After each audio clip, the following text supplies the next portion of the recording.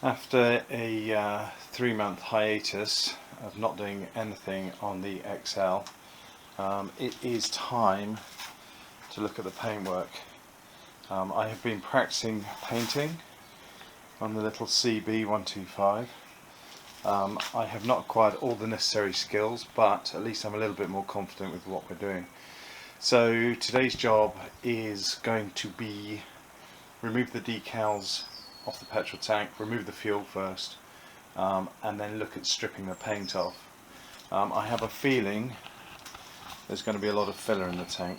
Now, I've long suspected that there may be issues with this tank.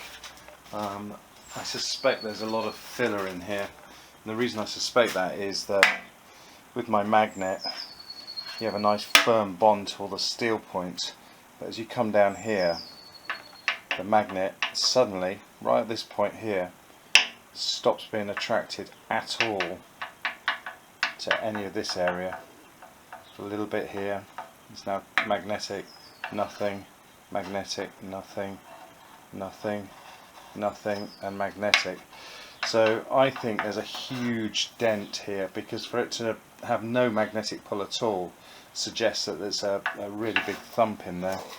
And that's just one area. I noticed at some point in its past. I think there's more filler. Yeah, here again I have nothing magnetically, so there's definitely some filler there. So because of the fact that I know it's got some serious dents in there, I am a little bit apprehensive about this tank. There's also some damage here which I think was caused when the original bottom yoke was damaged. One of the lugs was snapped off, and Andy kindly sent me the replacement to help relieve that problem. Yeah, at some point there was damage to the yoke, and it's been in a thump, and we've resulted in a dent in the tank here, which again is, you know, the seam is pushed in quite hard, and I don't know how easy that is going to be to fix. There's also a myriad of small dents in the tank. You can just sort of see them in the light. That'll need looking at. They're easy to miss when you're filling, as I discovered myself on the other tank. There's a dent here.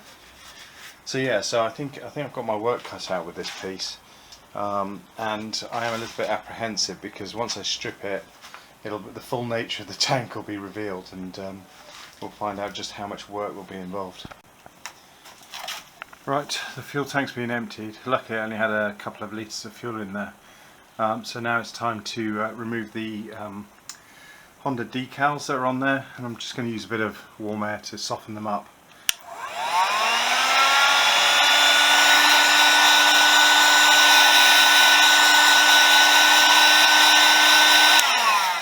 They are so easy to remove with a bit of warm air. They just peel straight off.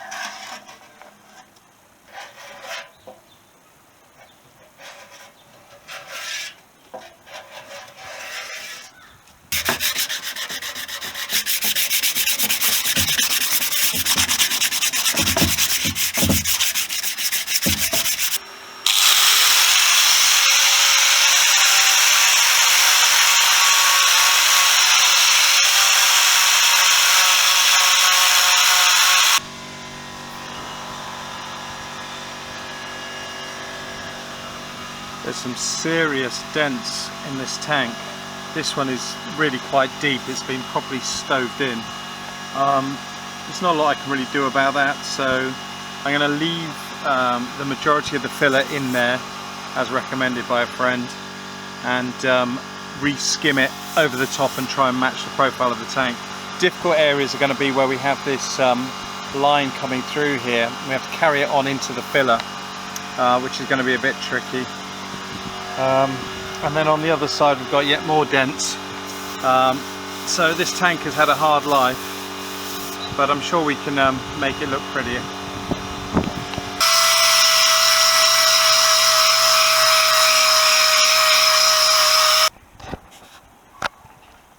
The tank has been degreased and then washed down with phosphoric acid. I diluted it this time as I found that at full strength it wanted to crystallise and caused a few problems later on. So this is about a 25% strength phosphoric acid wash to convert the rust into iron phosphate, I believe, which is the black patches you can see on there. So hopefully that'll stabilise any rust on the tank before we start using a primer on there. So this is fill number one of what I suspect to be a lot of filling sessions. I think this fill is just generally to try and build up the level of the filler to match the metalwork. So when this gets rubbed back down, we'll have a better idea of what we're working with. It's going to be a long session on this tank. Second fill, I put another coat of etch primer on so that I could help see where I'd missed. So we're still in the stages of just building up the rough shape of the tank and getting rid of the worst of the dings. This is many days of sanding, filling, priming. I've lost count of the number of times I've filled and sanded. The brown filler you see is just a fine surface one to try and get rid of some of the minor imperfections, as it's much easier to rub down than the 2-pack. But generally speaking, this has been a lot of work, and I know it's not perfect. There's quite a lot of fill in there that you just can't see due to the etch primer that's on there. So yeah, a lot of filling here, and these sort of multiple compound curves are incredibly difficult to replicate using filler. But in certain areas where there are big patches of filler, I've had to basically mould my own shapes. And the same goes down here. There are areas where the dents intersect the shapes of